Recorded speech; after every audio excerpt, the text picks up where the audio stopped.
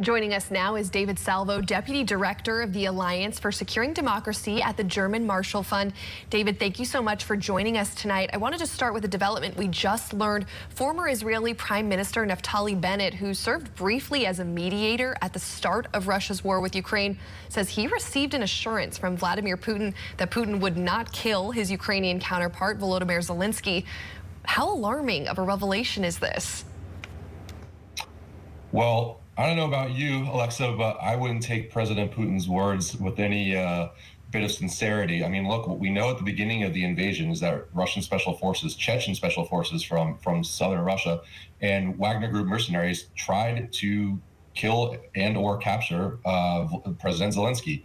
So we know that it was Moscow's intention to, if not capture him, kill him.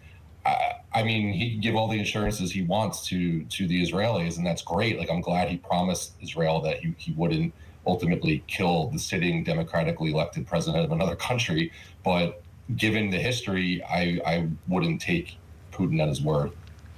And speaking to French media this week, Ukraine's defense minister said Russia has 500,000 troops ready for an assault in the coming weeks. That's nearly double the number Putin announced he was mobilizing back in September. If this is true, does this kind of hint of the mobilization at a new strategy coming from Moscow? Yeah, I think Ukraine is certainly preparing for an overwhelming assault by Russia come springtime. I think Russia, for its own domestic reasons, needs serious military victories in the coming months, and it will probably look to consolidate gains in the Donetsk region, especially where Russia already claims this is Russian territory. So I expect that Russia will use several 100,000 soldiers to try to overwhelm the Ukrainian armed forces in the east come spring. And of course, we don't have a crystal ball, but is there any way you can anticipate how long this conflict will truly last? I mean, how long can Russia really keep up those resources and keep fighting, especially as Ukraine is now getting more help from Western allies? Well, that's exactly why Western help is so critical here, because I think ultimately this war is going to go on as long as humanly possible, as long as Russia can withstand it. And the more that Western countries can arm the Ukrainians to defend themselves, the more the Ukrainians can hang in the fight, because they've shown for the last year, we're approaching the year anniversary of this invasion. They've shown for a year that they could really punish the Russians for, frankly, their military incompetence, the Russians' military incompetence, that is. So, I expect this war to drag on for a very long time, because Russia's committed.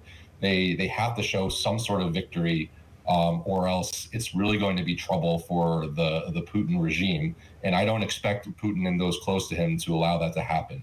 So this is going to drag on for a while. It's all the more reason why the West needs to remain united and support Ukraine. And do you think that Western support could really push Ukraine over the edge to, being able to declare victory?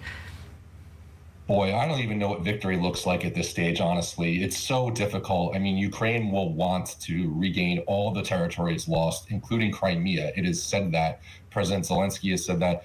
That means this war is going to get even more brutal. It's going to last even longer. I couldn't tell you what a victory for either side really looks like at the current stage, given the mass casualties and the sort of digging in the maximalist positions. And obviously Ukraine's right to want to regain all of its territory, but if that's its stated intention, it's hard to imagine what victory looks like. This is certainly a tough road ahead. David Salvo, we appreciate your time and expertise this evening. Thanks so much for being with us. My pleasure.